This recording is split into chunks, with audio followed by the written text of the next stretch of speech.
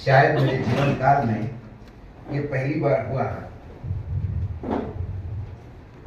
कि किसी के स्वागत पर भी उसे बुलाना दी जाती है। और मैं बड़ा स्पोर्टिंगली लेता हूँ क्योंकि मन की बात आज अपने देश में गाली होती है। तो सवाल यही तो है, सभी मन की बात करते हैं तो जन की बात कौन करेगा? सवाल जन की बात करेगा। और ये जो संवादहीनता है मन की बात और जन की बात में, यही मुझे लगता है कि पत्रकारिता का एक रोल है। आदरणीय कुलकर्णी जी जब बोलते हैं मराठी में तो इतने धारा प्रभाव और इतने बढ़िया बोलते हैं, और जब उर्दू की बीच में गिरोही होती है शायरी की, तो मुझे विद्याधर गोखले जी की याद आती। अतिशयोक्ति नहीं करता, लेकिन जो विषय दिया गया था वो विषय ये था कि लोकसभा निवडणुकी नंतरची दिल्ली 2014 से 2024 तक एक समय हमने देखा, एक सरकार का जन्म होते हुए देखा, एक नेता का जन्म होते हुए देखा, एक झंझावत आते हुए देखा, एक सुनामी आते हुए देखा, एक विकास की गाथा और विकास की गंगा की अपेक्षा थी। ये देश भागीरथ बन के लगातार प्रयास कर रहा था कि कब तो गंगा उतरेगी, और जब गंगा उतरी तो 10 साल में पता पड़ा कि गंगा नहीं, गलती से नाला उतर गया है। और जो गंदगी इस देश में फैली है, मैं सवाल आर्थिक नीतियों का नहीं करता, मैं आर्थिक परिस्थिति का नहीं करता। आर्थिक कुचक्र चक्र तो चलता रहता है। आज हमने पैसा कमाया, कल हम खो देंगे, परसों फिर कमाएंगे। आज खेत की फसल बिगड़ गई, कल अगले साल फिर आ सकती है। लेकिन जब इस देश का सामाजिक ताना बाना जब टूटने लगता है, उसको फिर वापस खड़ा करने में सैकड़ों साल लगते हैं। और जितना नुकसान समाज का इस 10 साल में हुआ, शायद क्योंकि इसके पहले इतिहास हमने पढ़ा है, गिरी जी जैसे सीनियर लोग हैं, आप जैसे सीनियर लोग हैं, जिन्होंने ये देखा है कि वो स्थिति भी देखी है, छुआछूत से लेकर कैसी चीजें थी, उसके बाद बढ़ता हुआ समाज भी देखा, अम्बेडकर जी का संविधान भी देखा है, और इस देश को संविधान के हिसाब से चलते हुए देखा भी। लेकिन एकाएक ऐसा क्या हो गया? ऐसा क्या हो गया कि आज हम सरकार से डरने लगे। सरकार हमारा अभिभावक होता है, सरकार हमारा पिता होता है, सरकार हमारा रक्षक होता है, क्यों हम उसको भक्षक समझने लगे? जब 10 साल के इस कार्यकाल का समीक्षा यदि की जाए तो सिवाय हमने संविधान की धज्जियां हर पल उड़ते हुए देखी, हमने एक बात देखी कि जब आपको संसद में समर्थन हासिल होता है और वो समर्थन यदि अपने बलबूते पे हो, तो फिर लोकतंत्र के मुखौटे में एक तानाशाह जन्म लेता है। तानाशाह इसके पहले भी आया था, ऐसा नहीं। इस देश ने लोकतंत्र के बीच में आपातकाल भी देखा था, लेकिन कुछ लोगों के मुखौटे जल्दी उतरने के बाद वो सुधर जाते हैं, और कुछ लोग अपने मुखौटे उतरने के लिए तैयार नहीं होते, और फिर वो मुखौटा चश्मा करके वो तानाशाह के जगह अपने आप को देवत्व घोषित करते हैं और फिर भगवान बन जाते हैं। और वो इस समाज के लिए सबसे बुरा समय होता है। 2024 के चुनाव सर पे थे, लगातार भ्रमण हो रहा था, और जैसा कि दादा ने कहा अभी कि प्रचार माध्यम क्या थे। पहले अखबार मीडिया जो था वो एक मिशन के लिए काम करता था। आपने लोकमान्य जी से लेकर तमाम लोगों की बात की, तमाम अखबार थी। आज़ादी की लड़ाई में शायद ही कोई अखबार ऐसा होगा, अंग्रेजी हो, हिंदी हो, बंगाली हो, मराठी हो, जिन्होंने आज़ादी की लड़ाई नहीं लड़ी। वो एक सैनिक बन के लड़े थे। लेकिन आज़ादी के बाद मीडिया जो मिशन था वो कमीशन हो गया। मीडिया धंधेबाजों के हाथ में चला गया। और इसमें यदि आज मीडिया नाच रहा है, और आज यदि मीडिया सत्ता के दरबार में घुंघरू पैरों में बांध के नर्तकी का काम कर रहा है, तो उसके लिए मैं मात्र मोदी को ही नहीं दोषी देता, इसके पहले मैं पुरानी सरकारों को भी कहीं ना कहीं दोषी मानता हूं। क्योंकि मीडिया के लोग हैं तो इनके लिए अलग ट्रीटमेंट है, मीडिया के लोग हैं तो उन्होंने कोई गलत काम किया तो उसकी तरफ नजरअंदाज करो। कोई मीडिया का बड़ा टाइकून है तो वो सरकारी जमीन पे मॉल खड़ा करता है, बिल्डिंग खड़ी करते हैं, तो भी नजरअंदाज होता है। मीडिया को लाइसेंसेस दिए जाते हैं। मीडिया माने आपको भ्रष्टाचार करने का एक लाइसेंस था। लोग भ्रष्टाचार करते गए। तमाम सरकारें मीडिया थोड़ा सॉफ्ट अपने प्रति रहे, इसके लिए उन्हें भ्रष्टाचार करने देता रहा। जब नरेंद्र मोदी आए तो उन्होंने कुछ नहीं किया। इन तमाम अखबार और चैनल वालों की फाइलें खुलवाई, और जो फाइल खुली, जिस दीवार में खुली गाड़ी वो रेत निकलती है। जब मालिकों को यह पता पड़ गया कि हमारे लिए तिहाड़ के सिवा कोई जगह नहीं है, तो फिर वो दरबार में नाचने लगे।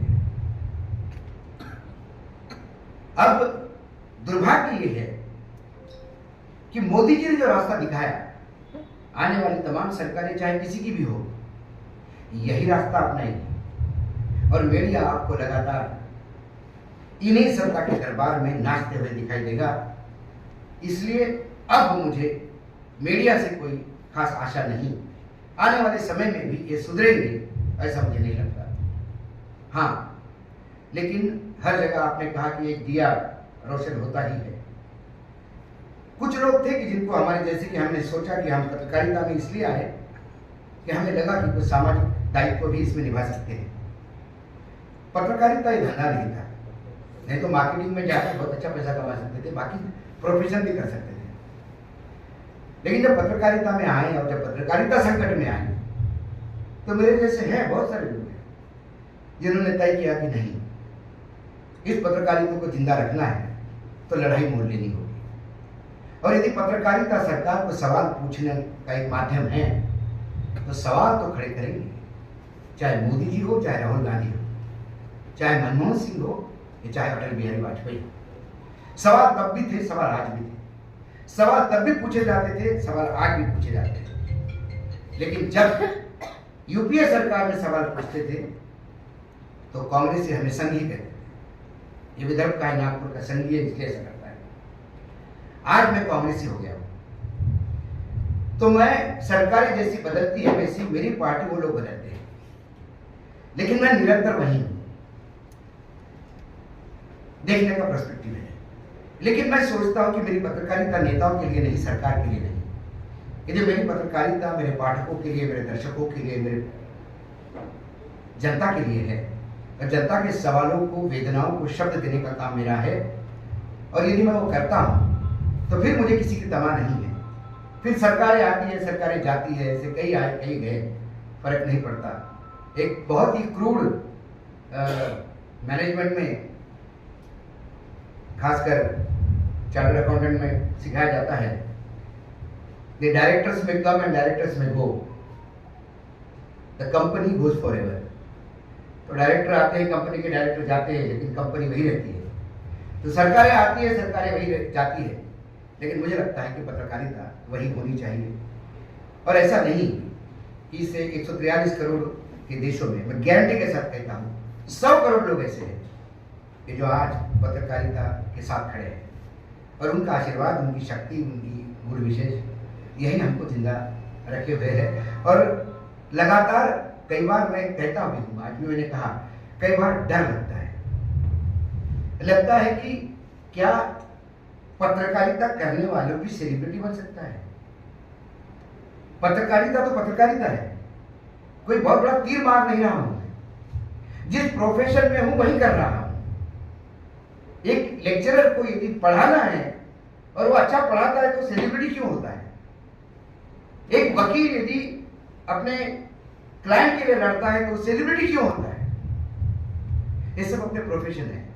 लेकिन जब पूर्ण रूप से अंधकार छाया होता है तो एक टिमटिमाया दिया भी होता है, वो भी लगता है कि ये सूरज प्रमाण अपने को कहीं ना कहीं आशा की किरण दिखाई देती है। यदि हम बात करें सब्जेक्ट की, तो 2024 के निकालों के बाद क्या हुआ? थोड़ा क्रूडली बताता हूं मैं। 2014 में गाय ने बछड़ा दिया, गाय की डिलीवरी हुई, गाय ने बछड़ा दिया। पूरे देश ने सेलिब्रेट किया। बछड़ा बड़ा होगा, खेती के काम आएगा, तो उसका लालन पालन हुआ 10 साल तक। अब गाय का छोटा बछड़ा होता है, वो ईटखलिया भी करता है, थोड़ी बदमाशी भी करता है। तो ग्रामीण क्षेत्र में जो लोग आते हैं वो जानते हैं कि वो गाय के बछड़े की सारी तमाम बदमाशियां बड़ी हंसते हुए टाल देते हैं। 10 साल होते होते गाय का बछड़ा जवान हो गया, सिंग मारने लगा। अब लगा कि नहीं, इसका समय आ गया है कि इसको बैल बनाया जाए, खेती के काम में लाया जाए। तो इसको वेटरनरी हॉस्पिटल में ले गए और उसका कैस्ट्रेशन हुआ। यही कहानी 2014 से 2024 के चुनाव की है। 2024 के चुनाव के नतीजों ने एक बिगड़े हुए सांड को बैल बना दिया। लेकिन होता है ना कि मराठी में कहते हैं सुंब जड़ाला पण पीड़ के जात नहीं, तो वैसा ही उनका हुआ। 240 आने के बाद तमाम देश ये कहने लगा कि भाई आपको अब सत्ता में बैठने का अधिकार नहीं, क्योंकि 272 तो चाहिए ही चाहिए। तो इन्होंने कहा कि मेरी एनडीए सत्ता में आ गई है, 292 मेरे पास है। मोदी की गारंटी एनडीए सरकार कब बन गई पता ही नहीं पड़ा। शायद गिरगिट को भी रंग बदलने में टाइम लगता है, इतने जल्दी रंग बदला। ये देश के इतिहास में पहली बार हुआ कि सबसे बड़ी पार्टी जो है सदन में, भारतीय जनता पार्टी, उसकी पार्लियामेंट्री बोर्ड की मीटिंग ही नहीं हुई। एक परंपरा, एक प्रोसेस है अपने देश में। जो सबसे बड़ी पार्टी होती है, हर राजनीतिक दल अपने अपने नेता सदन के लिए चुनते हैं। शिवसेना के 9 ही लोग होंगे, लेकिन उनका भी एक नेता है 9 लोगों का लोकसभा में, और वो स्पीकर के पास भेजते हैं कि हमने पार्लियामेंट बोर्ड की मीटिंग हुई और इनको हमने नेता चुना। तो भाजपा के पार्लियामेंट्री बोर्ड की मीटिंग होनी थी, संसदीय बोर्ड की मीटिंग होनी थी, उसमें इनको नेता चुनना था। फिर इन्हें अधिकार दिया जाता कि आप सरकार बनाएं, और क्योंकि लोग कम हैं इसलिए आप बाकी साथी ढूंढे। फिर एनडीए की मीटिंग होती, एनडीए की मीटिंग में ये प्रपोजल रखते कि मुझे पार्टी ने मेरा दल का नेता बनाया है। फिर एनडीए की लोग इनको समर्थन में पत्र देते, ये पत्र राष्ट्रपति के पास जाता है, और फिर राष्ट्रपति सरकार बनाने का न्योता देता है, और फिर राष्ट्रपति कहता है कि आप अब 15 दिन के अंदर या 1 महीने के अंदर अपना बहुमत साबित करें, क्योंकि ये मिलीजुली सरकार है। लेकिन इस देश में पहली बार हुआ कि बीजेपी के सांसदों को पता ही नहीं था कि उन्होंने नेता कब चुना। खबर आई कि एनडीए की मीटिंग हुई और उन्होंने बोला कि मोदी जी प्राइम मिनिस्टर होंगे। उसके बाद सेंट्रल हॉल में एनडीए की संसदीय दल की मीटिंग हुई। एनडीए की संसदीय दल की मीटिंग कानूनन और कॉन्स्टिट्यूशनली, वकील साहब बैठे, यदि मैं गलत हूं तो बताइए, ये हो ही नहीं सकता, ऐसा प्रोविजन ही नहीं है। लेकिन इन्होंने अपने आप को घोषित कर दिया। राष्ट्रपति जी ने उनको आदेश दिया कि आप सरकार बनाएंगे, और जब सरकार बनी तो पहला जो वोट ऑफ कॉन्फिडेंस होता है, जनरली ये माना जाता है कि नई यदि सरकार हो, नई गठन हो सदन का, तो स्पीकर के पद पे फिर स्पीकर का पद आया। सब लोग ये कहने लगे कि स्पीकर के पद के लेके झगड़े होंगे। एनडीए गठबंधन में जो बैसाखियों की सरकार खड़ी है उसमें टीडीपी और जेडीएस शायद मांगेंगे, लेकिन टीडीएस और जेडीपी शांत थे। मोदी जी को लगा नहीं, अपन फालतू डर रहे थे, ये लोग तो वैसे ही अपने पीछे हैं। उसके बाद स्पीकर अपने मन का ले आए। उसके बाद मंत्रिमंडल का गठन हुआ, उसमें तमाम अपने पार्टी के मंत्री ले लिए, वही बड़े बड़े पोर्टफोलियो अपने पास रखे, बहुत ही दुर्यम दर्जे के पोर्टफोलियो घटक दल को दिए। घटक दल शांत था। सब लोग कह रहे थे कि मोदी जी ने मैनेज किया, सब मैनेज हो गए, लोग डर गए। वही 370 वाला भाव देखने को मिलेगा। लेकिन मुझे लग रहा था कि वो शांति जो तूफान के पहले की शांति है। उसके बाद बजट आया और मैं लगातार इस बात पे नजर रखा था कि टीडीपी क्या करती है, क्योंकि जब टीडीपी अटल बिहारी वाजपेयी की सरकार से बाहर हो गई थी, तब स्वर्गीय प्रमोद महाजन जी को हमने ऐसे ही पूछा कि एक अच्छा पार्टनर था साउथ में, आपने क्यों छोड़ा? तब उन्होंने कहा कि भाई पार्टनर मेहता बहुत बोझ बन गया था। जब भी दिल्ली आता 1000 करोड़, 2000 करोड़, 1000 करोड़, 2000 करोड़, हम कहते इस मंत्रालय में नहीं तो उस मंत्रालय से दे दो। स्थिति ऐसी आ गई थी कि क्या देश का आधा बजट सिर्फ आंध्र प्रदेश को देंगे। अटल जी ने कहा कि सरकार गिर गई तो चलता है, अब नहीं, मुझे बाकी देश देखना है। तो he is a hardcore bargainer. तब मैं लगातार प्रोग्राम जो देख रहे थे उनको कह रहा था कि वो अब एटीएम कार्ड स्वैप करने आएगा। बजट के पहले पहली बार मोदी जी को समझ में आ गया कि 240 के मायने क्या है। दोनों ने बजट अपने हिसाब से बनवाया, पूरा देश देखता रहा। महाराष्ट्र के हमारे दिल्ली में बैठने वाले, सरकार का साथ देने वाले नपुंसक नेता पूछ हिलाते रहे टॉमी बन के, और महाराष्ट्र के मुंह पे तमाचा मार के आंध्र प्रदेश और बिहार को सब कुछ बट गया। मोदी जी को लगा चलो पैसे दे दिया, क्योंकि इन लोगों को मोदी जी स्वयं भी कहते हैं मैं तो बनिया हूँ, मेरा क्या झोला उठा के चला जाऊंगा, बिजनेस उनको आता है। उन्हें लगा मैंने पैसा दिया तो मेरी आजादी खरीद ली, लेकिन वो बजट तक के आजादी का पैसा था। अभी दूसरा बिल आना था बाकी था। फिर उन्होंने वक्फ बोर्ड का बिल लाया, और वक्फ बोर्ड का बिल लोकसभा में पेश हुआ। फिर से रिपीट करता हूं, वक्फ बोर्ड का बिल लोकसभा में पेश हुआ। कोई भी सरकार बिल पेश नहीं करती जब तक उसे पता नहीं कि ये बिल मैं पास कर पाऊंगा कि नहीं कर पाऊंगा। पहली बार देश के इतिहास में ऐसा हुआ, पेश किया हुआ बिल एकदम मिनिस्टर उठता है, बोलता है कि उसको सूझा नहीं, करूं क्या, बिल वापस करूं तो क्या बोलूं, बोले जेपीसी को चला जाएगा। जेपीसी की डिमांड किसने की थी? किसी ने की थी। और 2014 से लेकर 24 तक 10 बार जेपीसी की डिमांड हुई है। कई बार जेपीसी की डिमांड हुई है।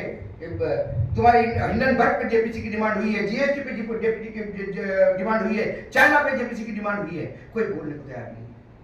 और इकाई की ज्वाइंट पार्लियामेंट्री कमेटी करेगी क्या? देश में बोफोर्ड से लेकर अब तक 10 ज्वाइंट पार्लियामेंट्री कमेटी बनी है, किसी का कोई नतीजा नहीं आया। एक अटल जी के टाइम पे ज्वाइंट पार्लियामेंट्री कमेटी बनी थी, जिसमें ये जो सॉफ्ट ड्रिंक्स थे इसमें फर्टिलाइजर की जो बात आई थी, उसकी बाकायदा रिपोर्ट सबमिट हुई।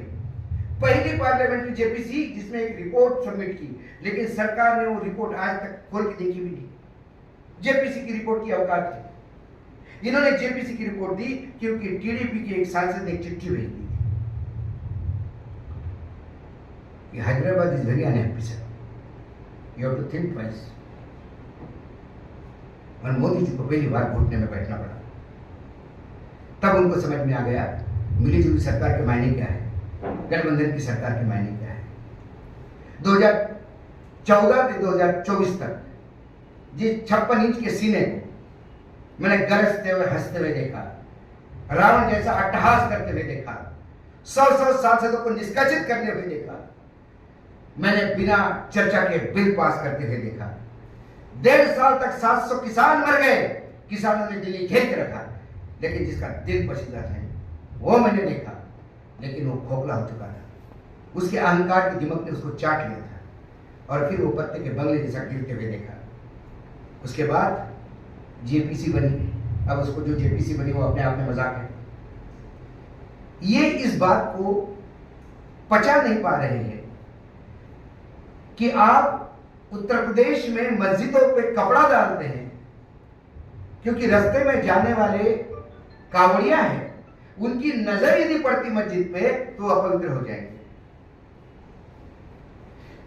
यही मोदी जी है जो मुलायम सिंह के टाइम या अखिलेश के समय कब्रिस्तान की दीवारों के लिए फंड दिया था, कब्रिस्तान की दीवार बनाने के लिए, तो इन्होंने शमशान वर्सेस कब्रिस्तान करके घमासान मचा दिया था।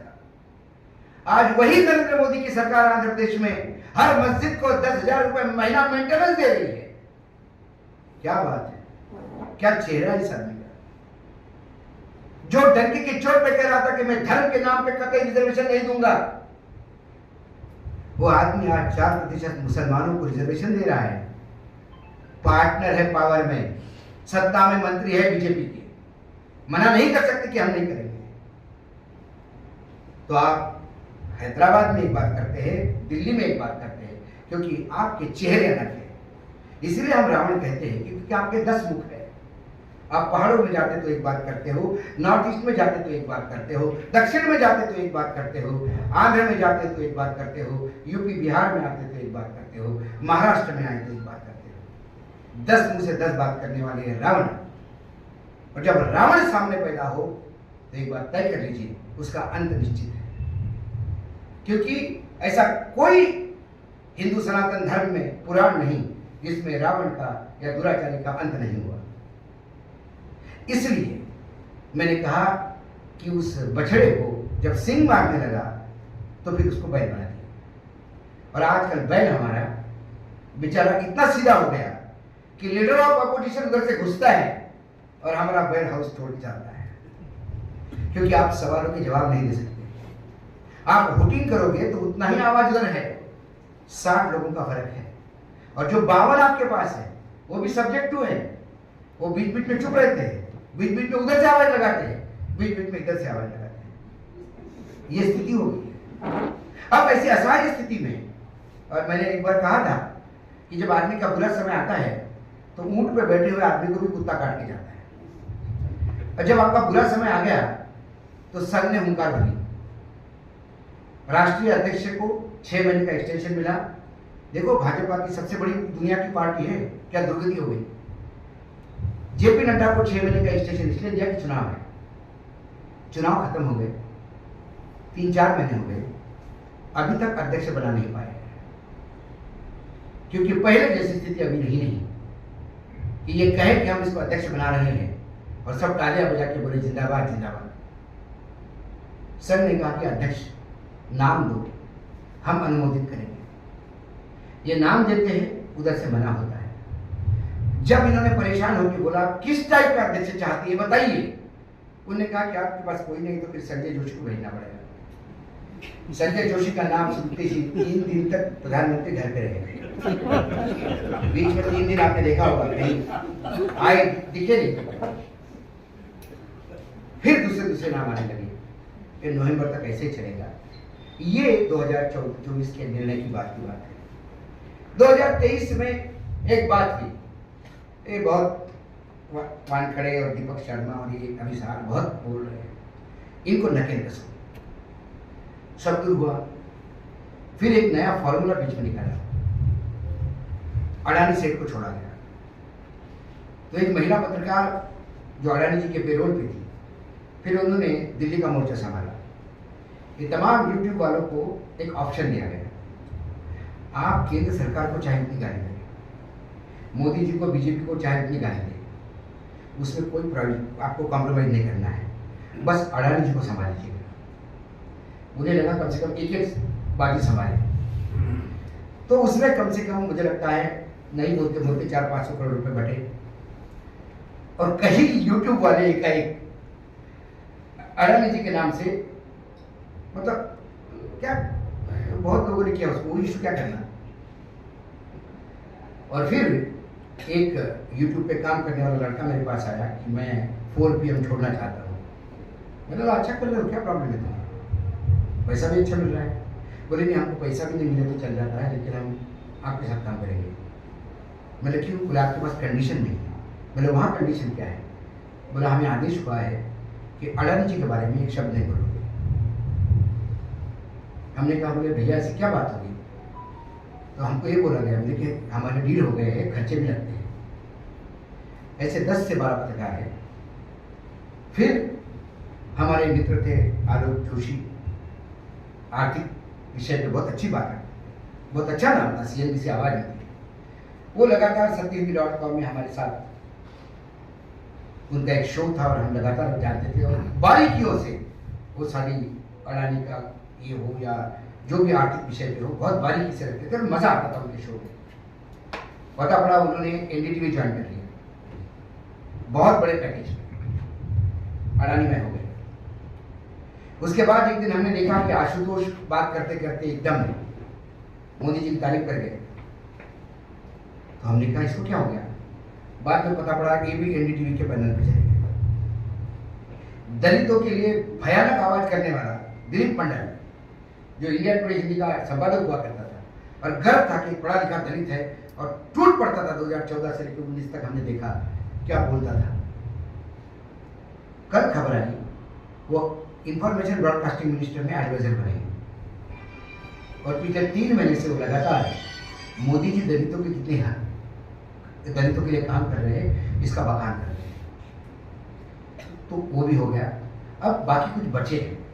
अब उन बच्चों को, बचने वाले को लेकर ठिकाने लगाने के लिए एक बिल लाना जरूरी था, और ये बिल जब आया तब हम तैयारी में थे। आपको मालूम था कि ये बिल आने के बाद दूसरे दिन अरेस्ट हो जाएंगे, हमारे लिए कुछ दूसरा चारा नहीं था, क्योंकि बिल इतना क्लिष्ट है। तो इसके बीच में हमने कुछ मंत्रियों से भी बात करी।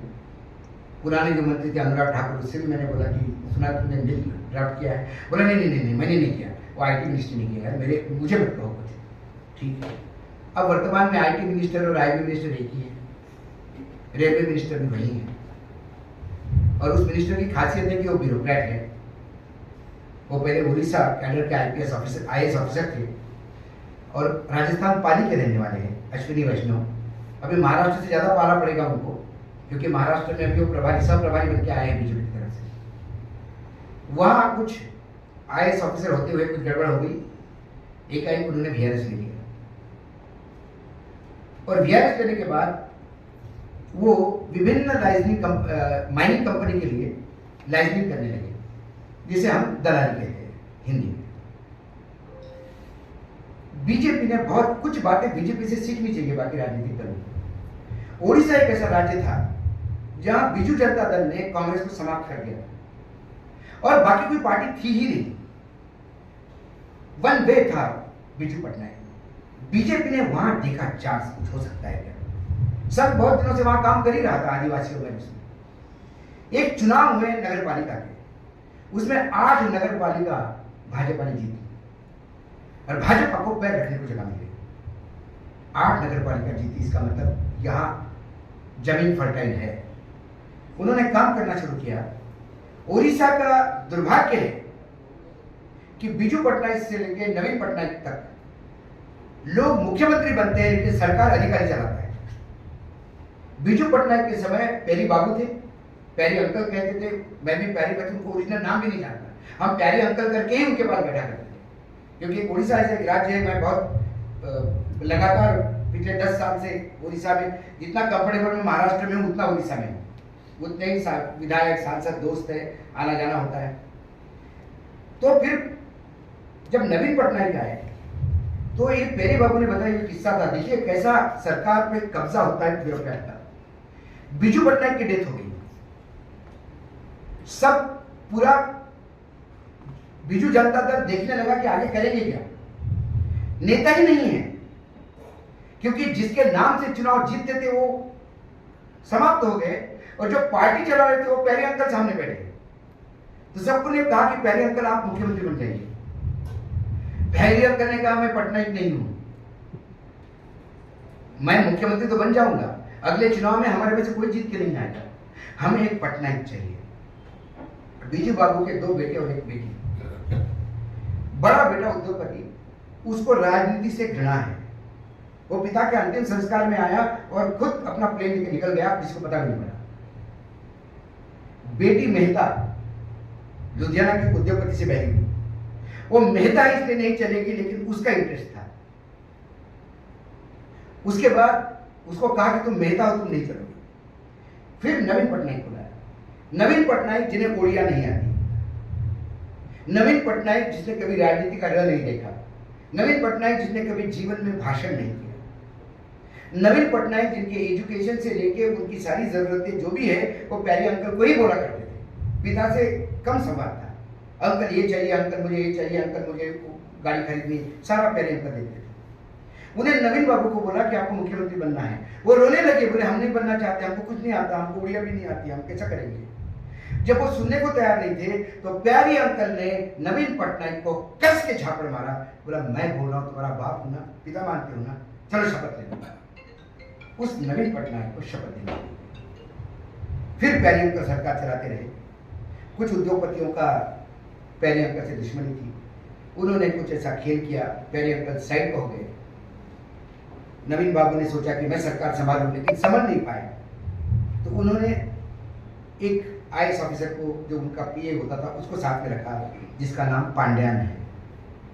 वो जयललिता का रिश्तेदार लगता है, तमिलियन है। पांड्यान सरकार चलाने लगे। नवीन बाबू दिन में आधा घंटा पांड्यान को देते थे। वो आधा घंटा में तुम 10 मिनट उनको विधानसभा में बिठाओ या मंत्रालय में बिठाओ, उससे ज्यादा नहीं। बाकी घर में अकेले रहते थे, किताबें पढ़ते थे, वो उनकी दिनचर्या थी।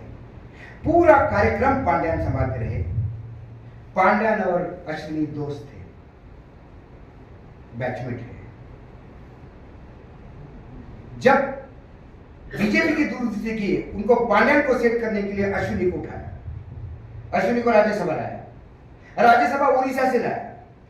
बीजेपी के पास मत नहीं है तो बीजेपी ने उसको राज्यसभा भेजा, अपने मत ट्रांसफर करके पांड्यान के कहने पे। एक बार, दो बार वो केंद्र में मंत्री बनाए गए। एक दिन पांड्यान को मैसेज मिला कि महामहिम, आपने जितना पैसा कमाया है सब एजेंसी के पास है।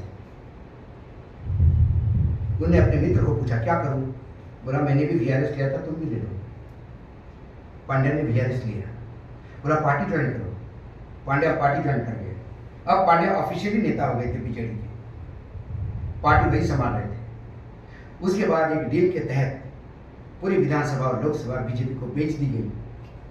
पांड्या ने अपने बच्चे, पत्नी विदेश भेज दिए। नतीजे आते से ही पांड्या ने राजनीति से संन्यास ले लिया और मेरे पास पिछली वीक की खबर है कि पांड्या विदेश चले गए। बीजेपी ने उड़ीसा कब्जा कर लिया। ये दूरदृष्टि, ये 2024 के नतीजों का खेल। यदि उड़ीसा साथ नहीं होता तो ये 240 से भी नीचे होते। यदि राजीव कुमार साथ नहीं होता, चुनाव आयोग का मुख्य आयुक्त, ये 280 पे थे, क्योंकि 79 सीट ऐसी है जहां जितने वोट पड़े उससे ज्यादा गिने गए। चुनाव आयोग के पास कम एड्स है। लेकिन फिर वही दबंग पिक्चर की वो कहानी, गेंदा वाली, याद करिए, जिसे दबंग देखा है और लड़की को उठाने के लिए आता है, चुलबुल पाले पहुंचते, तब बोलते चुलबुल तुम क्या करोगे, यहाँ तो मुजरिम भी हम, गवाह भी हम, वकील भी हम और जज भी हम। ऐसे ही तर्ज पे कौन चुनाव आयोग किसकी सुनेगा? तो भारतीय जनता पार्टी का ओरिजिनल स्कोर 180 है। राजीव कुमार की कृपा से बाकी सीटें आप जोड़ दीजिए, 60 पकड़िए मोटे मोटे तौर पे, तो हो गए 140, 240। अब यदि उड़ीसा बीजू पट्टनायक के साथ जाता, ये पूरा षड्यंत्र नहीं होता, तो ये 30-28 पे आता। यदि मध्य प्रदेश में कमलनाथ पार्टी को बेच नहीं देते तो ये और नीचे आते। फिर राजीव कुमार की मशीनें भी इनको नहीं बचा पाती। लेकिन फिर कांग्रेस में नेता कम और स्लीपर सेल ज्यादा है बीजेपी के, और महाराष्ट्र भी उसमें अछूता नहीं है। जिस महाराष्ट्र में कांग्रेस पार्टी से पार्टी के अध्यक्ष ही बीजेपी से लाए हुए हो और लीडर ऑफ अपोजिशन शिवसेना से आया हुआ हो, वहां आप लॉयल्टी क्या एक्सपेक्ट कर सकते हैं? इथे पाहिजे जातीचे, जो पार्टी के लिए दिन रात मेहनत करके दिन रात अपने आप को झोंक देते हैं, पीढ़ी दर पीढ़ी पार्टी के लिए खपते हैं। लेकिन महाराष्ट्र का दुर्भाग्य है, ना बीजेपी में पीढ़ियों से काम करने वाले लोग सामने हैं, सब हाशिए पे गए, ना कांग्रेस में ये हाशिए पे गए। तो उसके बाद ये जो बिल है, फिर हम उस पर आते हैं वैष्णव पे, अश्विनी वैष्णव पे। 2023 में एक बिल बन के तैयार था और 2024 में इसलिए लागू करना था कि 370 पार आना था, और उसके बाद मनुस्मृति आती तो फिर कोई बिल की जरूरत ही नहीं थी। लेकिन जब लगा कि ये बिल का हश्र जो हुआ वक्फ बोर्ड के बिल का, तो ये बिल लाइन में था, प्रपोज था, कागज पे रिकॉर्ड पे था, उन्हें तुरंत सर्कुलर निकाला कि रीड्राफ्ट किया जाएगा, इसमें लोगों को पूछा जाएगा, ऑब्जेक्शन लिए जाएंगे। तो ये पहले बिल क्या भांग खा के आपने ड्राफ्ट किया था? इतने निर्बुद्ध लोग हैं, स्टेक होल्डर से बात कहाँ की थी? और यदि की थी, मैंने पहली बार देखा कि कोई बिल बनता है, कानून का एक मसौदा बनता है, कानून बनने के लिए कोई ड्राफ्ट बनता है और उसमें कोई विचार विमर्श नहीं करता। नरेंद्र मोदी सुबह उठते हैं, रात को सपना पड़ता है कि किसानों के 3 कानून पास कर दो, वो बोलते हैं कि 3 कानून लाओ, फटक से कागज आता है, 3 कानून पास हो जाते हैं। ऐसा ही उन्होंने इस बिल के साथ किया, लेकिन उनको पता पड़ा कि नहीं, अब हम ओलंपिक में दौड़ नहीं सकते, हम नल्ले हो गए, बिल वापस हो गए। उसके बाद लेटरल एंट्री, पीछे से एंट्री करवाओ, आईएएस ऑफिसर की। जैसा ही मैटर आया, और मैं इस बारे में क्रेडिट देता हूं, ये सोशल मीडिया का है, क्योंकि ये जब विज्ञापन आया था किसी की नजर नहीं पड़ी इस पे। बाकायदा नाम 45 नाम सैंक्शन हो, सिलेक्ट हो गए थे, लोग लिस्ट डाउन हो गए थे, सब हो गए थे। एकाएक सोशल मीडिया पे चिंगारी उठी, और जब सोशल मीडिया ने उठा तो फिर कांग्रेस की नींद खुली, फिर उन्हें ट्वीट करना शुरू कर दिया, क्या हो रहा है, क्या हो रहा है। और फिर दूध का जरा छाछ भी फूक के पीता है, तो इन्हें तुरंत उसको भी बोला नहीं, हम इसको अब देखेंगे संवैधानिक रूप से ठीक है कि नहीं है। अरे तुम बिना संवैधानिक, मतलब बिना चेक किए आप एक ऐसा एक विज्ञापन निकाल सकते हो? सरकार ये मजाक है। क्योंकि 2014 से लेकर 2024 तक जो आदत आती थी, जो तानाशाही प्रवृत्ति थी, मोदी है तो मुमकिन है, और मोदी जो करेगा वही पूर्व दिशा है, उसके चलते आप ये करते गए। 2024 में इस बछड़े को फिर बैल बना दिया, और इस बैल को समझ में आ गया कि सिंह मार के काम नहीं होगा, नाक में व्यसन भी है, और खींचेगा तो तकलीफ होगी। और जो खींचने वाला एक तरफ चंद्रबाबू है और एक तरफ नीतीश है, और लीडर ऑफ अपोजिशन नहीं हुआ करता था हाउस में, 10 साल से नहीं था, पहली बार देना पड़ा। मुश्किल होगी, लीडर ऑफ अपोजिशन को बहुत सारी प्रोरोगेटिव्स होती है, उसकी बहुत सारा लोकसभा में उसे जगह मिलती है बोलने के लिए। अब राहुल गांधी भी तब के निकले, वो भी बोलना सीख गए, वो भी हमलावर हो गए। और जब आप हमले के जवाब नहीं दे सकते हो, हुटिंग भी नहीं कर सकते हो, क्योंकि नंबर आपका बराबर है, आप आज हुटिंग करोगे, कल प्रधानमंत्री को बोलने नहीं देंगे, क्योंकि आप 240 है तो 230 है, और इस 52 की कोई गारंटी नहीं किधर चुप रहेंगे किधर बोलेंगे। तो कुल मिलाकर लोकसभा में स्थिति बहुत बुरी हो गई है। बिरला जी को जूनियर लोग आईना दिखाने लगे हैं। अभिषेक बनर्जी ने जब शब्द उच्चारे तो बात ही नहीं हुई। बोला भाई वो आप क्यों बात कर रही इमरजेंसी की, उसको तो कई साल हो गए। बोला आप तो पुरानी बातें करते हैं ना, नहीं आप क्यों नोटबंदी की बात कर रहे हैं, उसको तो कई साल हो गए। उन्होंने कहा तो नोटबंदी की भी पुरानी इमरजेंसी है। फिर बोले देखिए क्या हो गया आप इमरजेंसी की बात कर सकते हैं, आपातकाल की बात कर सकते हैं, तो नोटबंदी की नहीं, चुप हो गए। फिर उन्होंने कहा कि हमारी नेता ममता बनर्जी, बोले मैं नहीं करेगी ममता बनर्जी, जो सदन में नहीं है उसका नाम नहीं लिया जाएगा। तो बोले हमने जवाहरलाल नेहरू जी को सदन में नहीं देखा इतने, हाँ तो रोज बोल रहे, शब्द नहीं थे बोलने के लिए। लेकिन ये निर्लज्जता का अमृतकाल चल रहा है, महानिर्लज्ज लोग चेयर पर बैठे हैं, इसलिए लज्जा तो आती ही नहीं, फिर अपना हंसते हुए चुपचाप बैठे रहते हैं। ये 2024 के बाद का बदलाव देखा। 2024 के बाद का बदलाव ये है कि पूरे प्रदेश में जहां जहां बीजेपी की सरकारें हैं या बीजेपी समर्थित सरकारें हैं, वहां सब रबर स्टैम्प मुख्यमंत्री बिठाए गए। किसी की इतनी औकात नहीं कि नरेंद्र मोदी जी या अमित शाह जी का फोन जाए तो बैठ के बात करें। आज यदि हमारे महाराष्ट्र के मुख्यमंत्री को अमित शाह का फोन गया तो फट करके उठता है, पीछे चेयर गिर जाती है, हाँ जी अमित जी अमित जी। 2024 के नतीजों ने उत्तर प्रदेश में योगी आदित्यनाथ को बल दिया। वो भगवा उससे ज्यादा तेज बोलता है। उन्होंने कहा कि सबसे बुरा हर्ष उत्तर प्रदेश में हुआ, मुख्यमंत्री इस्तीफा दे। उन्होंने बोला हम काय को दे, मोदी की गारंटी फेल होगी, मोदी दे।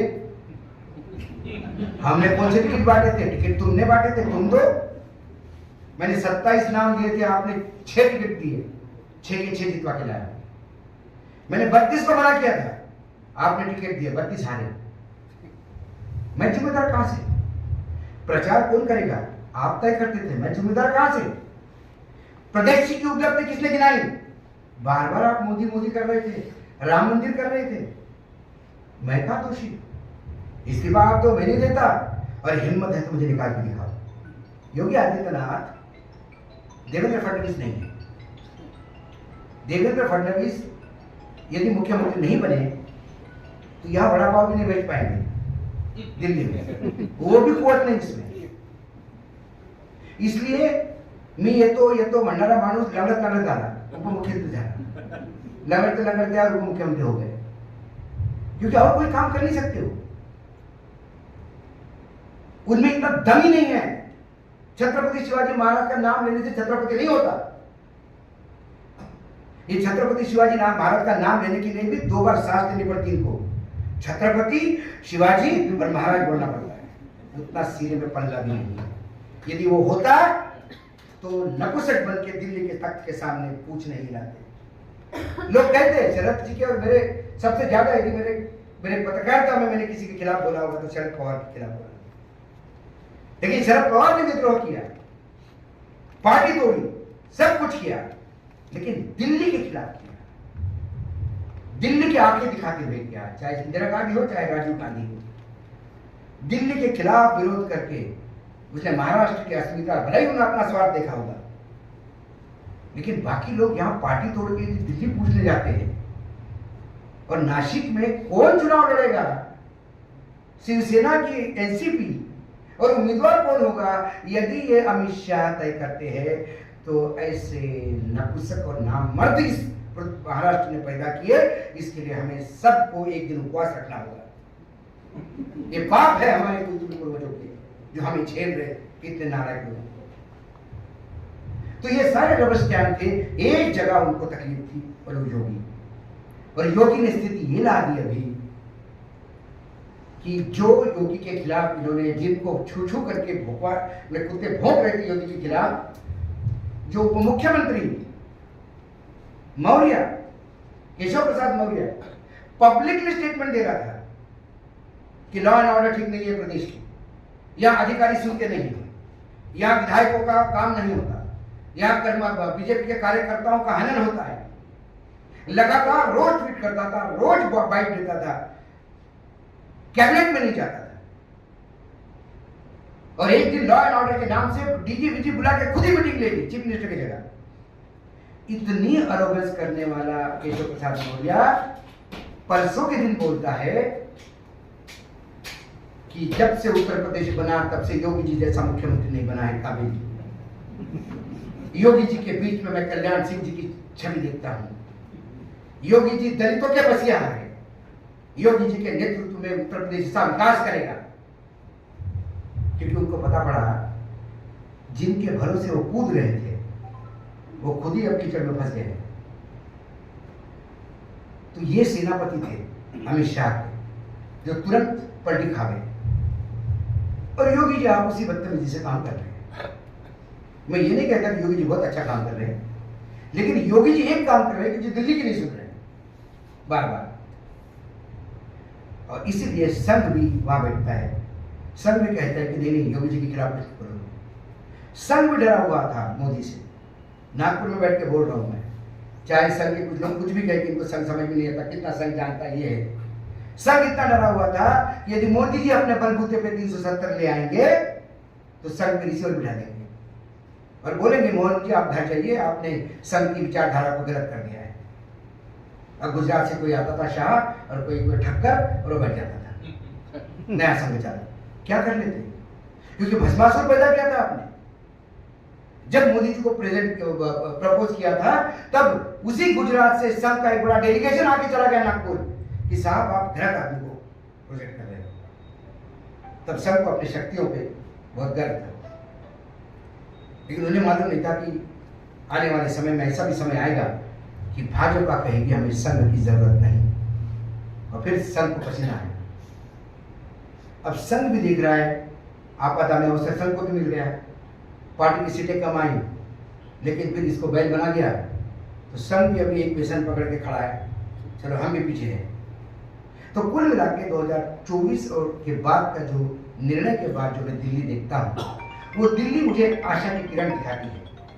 दिल्ली मुझे आशा की किरण ये दिखाती है कि जिस संविधान को हम बार बार बोल रहे थे कि संविधान बर्बाद हो जाएगा, संविधान खत्म हो जाएगा, उस संविधान की रक्षा इस देश की जनता ने की। इसलिए मैं इस देश की जनता को सैल्यूट करता हूँ।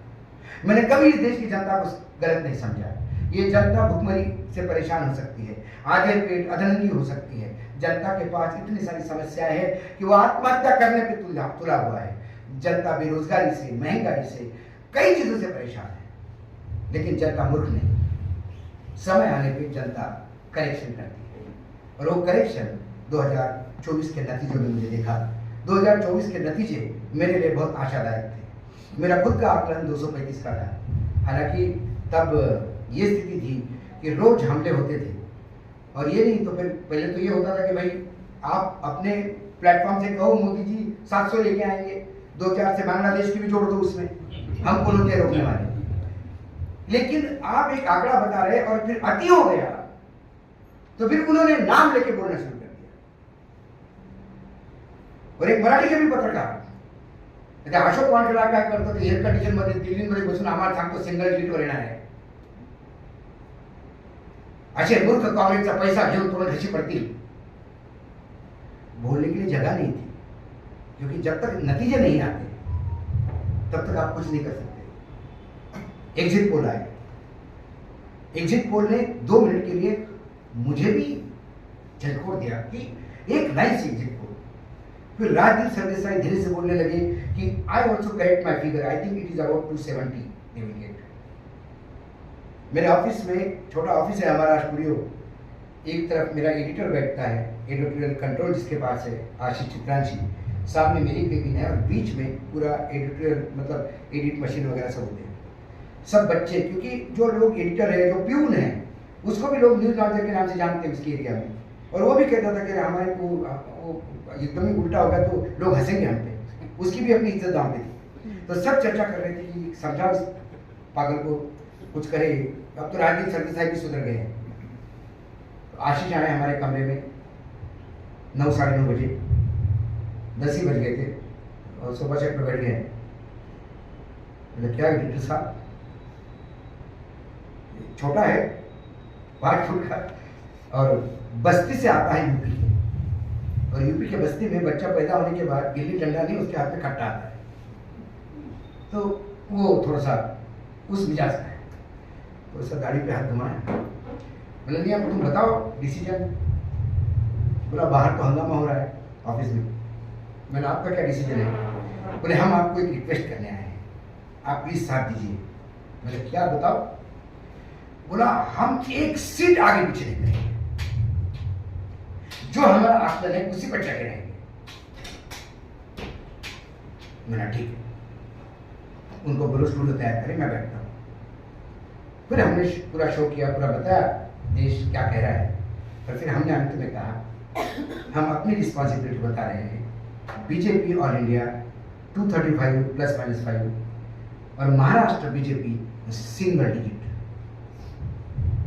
नतीजे आ गए, ऑफिस में जश्न मना, क्योंकि ये नतीजे जो थे ये वास्तविक आकलन पे थे। मैं महाराष्ट्र घूम रहा था, महाराष्ट्र के बीजेपी के बहुत बड़े नेता ने मुझे कहा कि सिंगल डिजिट कितना, उन्होंने मुझे पुणे में ऑफिस में बुलाया, सिंगल डिजिट कितना अशोक जी। रात को 11 साढ़े 11 की बात है, 2 ही बैठे थे हम, और उनका जो नीचे गार्ड होता है प्यून, जो बंदूक वाला, वो चाय बना रहा था।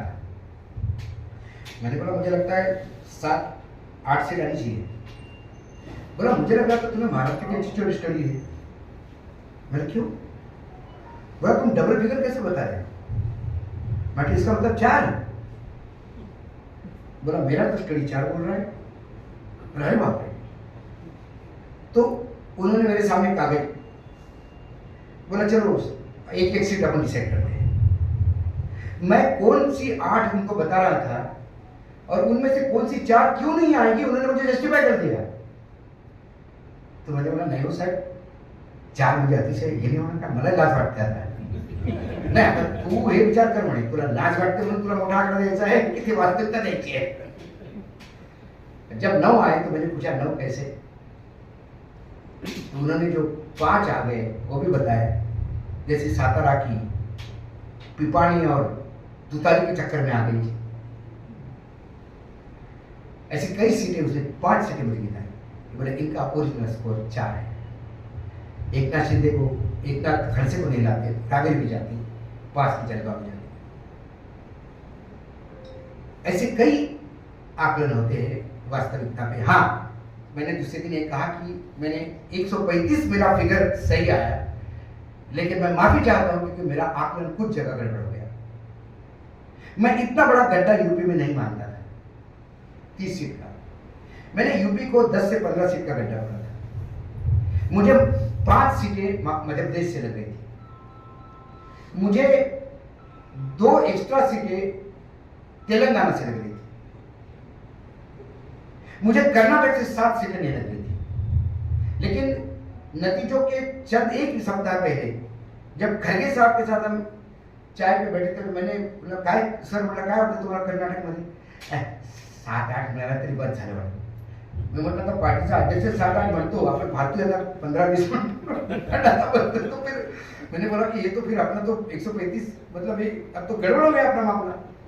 तो मैंने आके बोला चित्रांश को, मैंने बोला घर के अपन वहाँ 15 बोल रहे थे, खड़गे साहब 8 ही बोल रहे, ये 7 सीट का गैप कहाँ से लगाएंगे? सारा गैप यूपी भर देगा बोले आप। वो यूपी 15 दिन रह के आया था रिपोर्टिंग करके, और उस लड़की की मास्टर ये है कि उसने मुझे सीटें बताई थी कौन सी समाजवादी पार्टी जीत रही है, और सारी की सारी सीटें जीती। बोला मैं आपको बार बार बोल रहा था कि ये नहीं होगा, आप 30 मना कर रहे थे। नहीं, योगी और सब लगे हैं, मायावती भी है, लेकिन मायावती का कार्ड पहली बार लोकसभा में फेल हो गया। मायावती ने खूब प्रयास किया, लेकिन मायावती एक भी सीट बीजेपी को दिलवा नहीं पाई लोकसभा में। प्रकाश आंबेडकर महाराष्ट्र में फेल हो गए, अकोला छोड़ के एक भी सीट दिलवा नहीं पाए। तो ये जो वोट कटाऊ लोग हैं, ये भी 2024 के नतीजों में एक्सपोज हो गए, ये बीजेपी के लिए काम करते हैं। ये तय हो गया, क्योंकि इनको अपने दलितों के लिए कुछ लेना देना नहीं, इनको कुछ, ये जानते हुए कि ये अपने लिए होता है। लेकिन 2024 के नतीजे आने वाले विधानसभा के नतीजों को गाइड करेंगे, ऐसा मैं कतई नहीं मानता। मेरा आकलन है लोकसभा और विधानसभा वोटिंग अलग होता है, नतीजा अलग आते हैं। हाँ, महाराष्ट्र में ट्रेन ठीक है। मैं 2-3 जुलाई को विधानसभा में गया था, महाराष्ट्र के सभी लोगों से मुलाकात होती है। तो मुझे उद्धव जी ने अपने कमरे में बुलाया, मैं वहां बैठा था, उद्धव जी, मैं आदित्य जी, इतने में जयंत पाटिल भी आए और पृथ्वीराज चौहान भी आए। तो मैंने बोला महाविकास आघाड़ी, बोले नहीं हमको कहीं जाना है तीनों कई जगह। तो मैंने बोला फिर मैं चलता हूँ, आप महाविकास आघाड़ी बात करो। बोले नहीं बैठो, अभी जाने में आधा घंटा है। तो मुझे पृथ्वीराज जी ने पूछा कि काय वक्त तुम्हारा आता महाराष्ट्र में विधानसभा से? तो मी राहू दे साहेब, उद्धवजींच्या कमऱ्यामध्ये रूममध्ये मी गेस्ट म्हणून आलो, पाहुण्यांनी जास्त बोलावं नाही, जे बोलायचं ते मला तिथनं बोलतो. तो उद्धव म्हणाले नाही, बोला बोला, तुमचं आम्हाला ऐकायची सवय आहे, तुम्ही आम्हालाही ठोकता कधी कधी, बोला बोला. म्हटलं साहेब शुद्ध भाषेत सांगतो, लोकसभेत आज झालेल्या विजयाचा माज उतरू द्या, नाही तर विधानसभा जाईल. सांगली रिपीट करू नका, नाही तर विधानसभा जाईल. आणि हे जे बोलणारे पोपटपंची आहेत तुमचे, त्यांना बंद करा. तर आदित्य मला म्हणाले की सर तुम्ही सांगलीचं तर बोलूच नका, तो विषयच काढू नका आता. म्हणजे तो विषय काढणं फार जरुरी आहे, कारण सांगलीची गंगोत्री जिथं उत्पन्न झाली ते समोर बसलेत. म्हटलं जयंत पाटील, तर जयंतराव अरे तुम्ही नेहमीच मला रिस्पॉन्सिबल करता. म्हणजे जयंतराव आपण घरीच बसलोय, शिवसेनेला तुम्हीच हुसकावला, कारण तुम्हाला तिथे काँग्रेस नको होती सांगलीमध्ये, म्हणून तुम्ही पायावर दगड पडून घेतला. आता कृपा करून विधानसभेत करू नका, कारण भाजपा पूर्ण ताकदीने कामाला लागली. त्याच्याकडे पैसा आहे, त्यांच्याकडे एजन्सीज आहेत, या 2 गोष्टी त्यांच्याकडे आहेत. तुमच्याकडे काय आहे? तुमच्याकडे फक्त मेहनत आहे, लोकांची सिंपॅथी आहे, पण तुम्हाला जर मा झाला असं कळलं तर लोक तुम्हाला उठून फेकून देतील. हे महाराष्ट्राची जनता आहे, लई लवकर रिॲक्ट करते. त्यामुळे हा गोष्ट बरोबर आहे आणि कामाला लागतो आम्ही. त्यामुळं महाविकास आघाडी कशी लढते आणि पण महाविकास आघाडीपेक्षा महायुतीमध्ये भांडणे जास्त आहेत. आणि हे 2024च्या निकालामुळं हे जर 370 आले असते तर एकनाथ शिंदे अजित पवार थोडा शब्दही काढला नसता.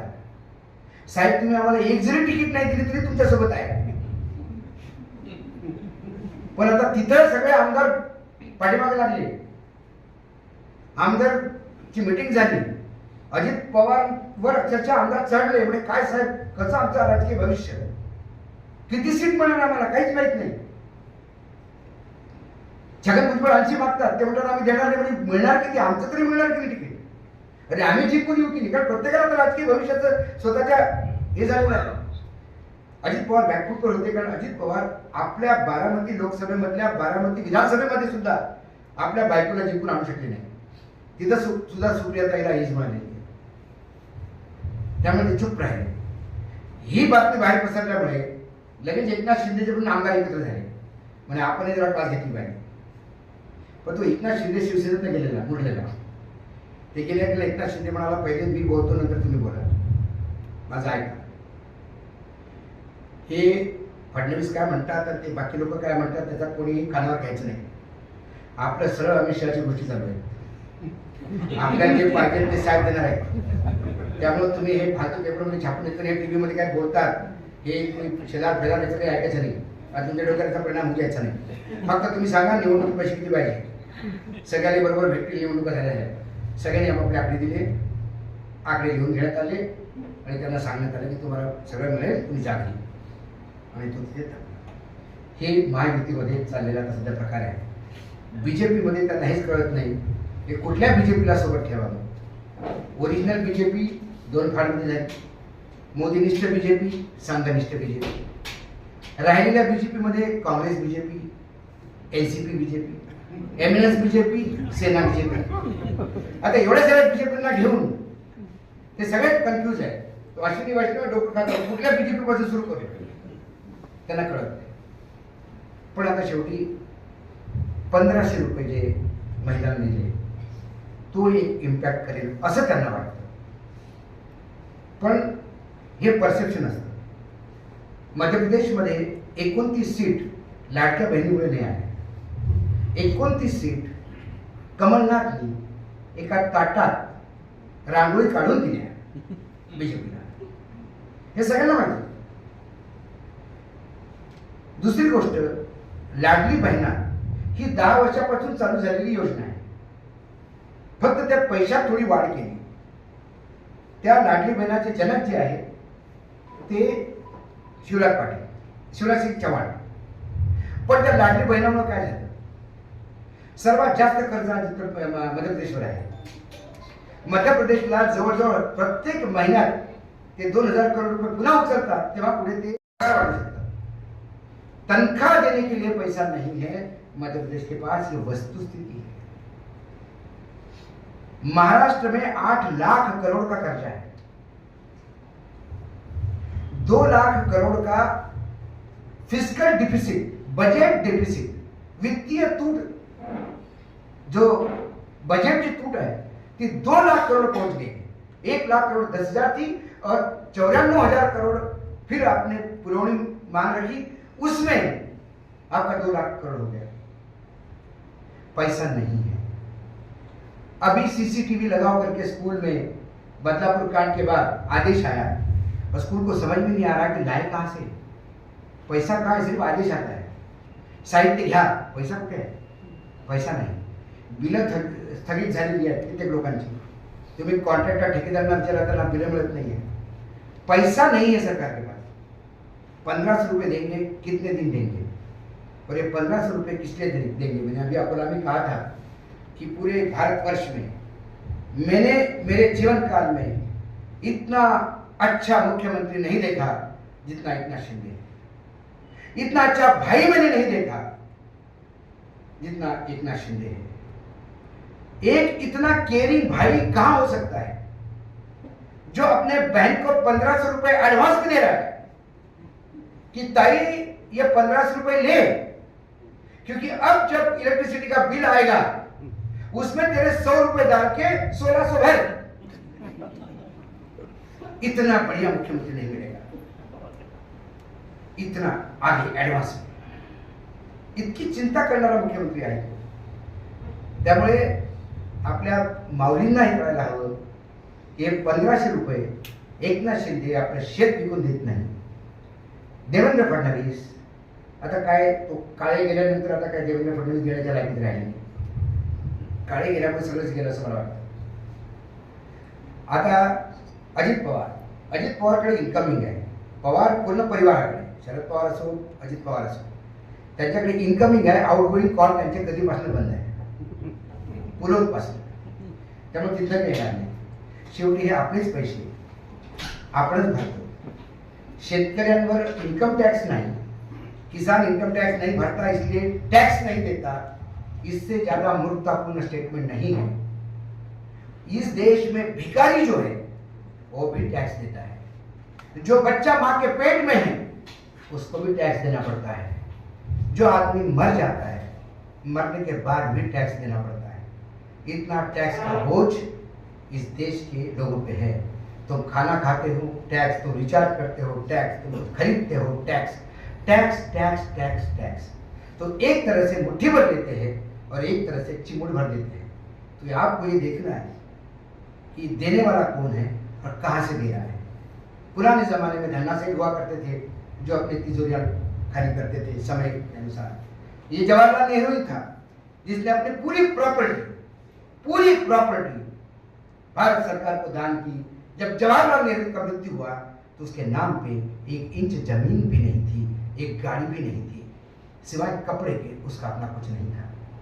इसके बाद भी उसको लोग गाली देते हैं। सूरज को देख के थूकने वाले भी बहुत है, ऐसी तादाद हमेशा समाज में रहेगी। तो कुल मिलाकर 2024 के नतीजों ने एक तानाशाह दिला दिया। 2024 के नतीजों ने एक सिंह मारते हुए सांड को बैल बना दिया। 2024 के नतीजों ने इस देश में लोकतंत्र में जो लोगों का अविश्वास होने लगा था वो विश्वास पुख्ता हो गया। 2024 के चुनाव के नतीजों ने संविधान है, संविधान था और संविधान रहेगा, इस बात को रेखांकित किया। 2024 के नतीजों ने भाजपा को सुधारने का मौका दिया। भाजपा हमें चाहिए, हम भाजपा विरोधी नहीं, क्योंकि कल कांग्रेस भाजपा विहीन देश हो जाएगा तो कांग्रेस इससे भी बड़ा तानाशाह बन के उभरेगा। ये मानवीय प्रवृत्ति है, जिसके हाथ में सत्ता आती है और निरंकुश सत्ता आती है तो फिर वो तानाशाह हो जाता है। यूं ही हिटलर पैदा नहीं हुआ, उसको भी समय ने तानाशाह बनाया क्योंकि सत्ता साथ में थी। हमारे यहाँ एक तानाशाह बनते बनते रह गया।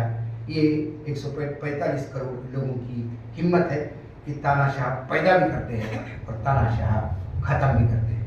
इसी 2024 के नतीजों को मैं इस परिप्रेक्ष्य में देखता हूँ। इससे ज़्यादा और क्या बोलूँ, काफ़ी समय भी हो गया मैं बोल रहा हूँ। आप लोगों ने सुना, बुलाया, और जब गिरीश दादा का आदेश होता है तो फिर वहाँ ना नहीं कह सकते, सब काम छोड़ के भागना ही पड़ता है। अलग अलग जगह जा रहा हूँ। निर्भय बनो विचार मंच है ही हमारे संदेश का ही प्रोडक्ट है वो निर्भय विचार मंच, और उसके तहत फिर जन जागरण की एक बार प्रयास कर रहे हैं। पत्रकार का काम भाषण देना नहीं है। पत्रकार लिखता है, बोलता है, अपना प्रोग्राम देके जनता तक अपनी चीज़ें भेजता है।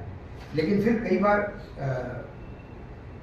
हो जाता है कि आपको भी मैदान में उतरना पड़ता है। कि जब श्री कृष्ण का काम कपड़े बेचना नहीं था, Shri Krishna was never a sari trader, neither there is a history or there is reference anywhere in entire Mahabharat Gita and Shri कृष्णाच्या पुराणामध्ये की श्रीकृष्णाने कधी साडीबद्दल बोलला असेल। पण जेव्हा द्रौपदीचं वस्त्रहरण झालं तेव्हा श्रीकृष्ण साड्या सुद्धा घेऊन गेला। त्यामुळे जे काम करायचं नसतं ते सुद्धा करावं लागतं।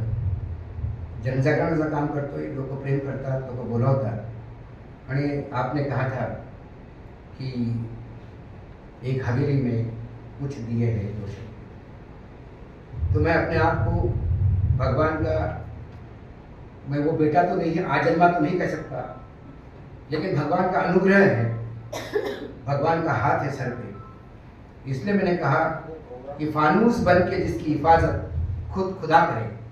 फानूस म्हणजे तो जे कंदील असतो, कंदिलावरचा काच असतो, त्याला फानूस म्हणतात। फानूस बन के जिसकी हिफाजत खुद खुदा करे, वो शम्मा क्या मुझे जिसे रोशन खुद खुदा करे। तो ये एक शम्मा है आपके सामने। मैं बोलता हूँ कि भगवान काम करवा रहा है, अच्छा काम करवा रहा है, और यदि कोई गलत काम करूँ, मैं इंसान हूँ, गलती मैं भी कर सकता हूँ। यदि गलती हो तो जनता जनार्दन है, आप मेरे वरिष्ठ हैं, आपको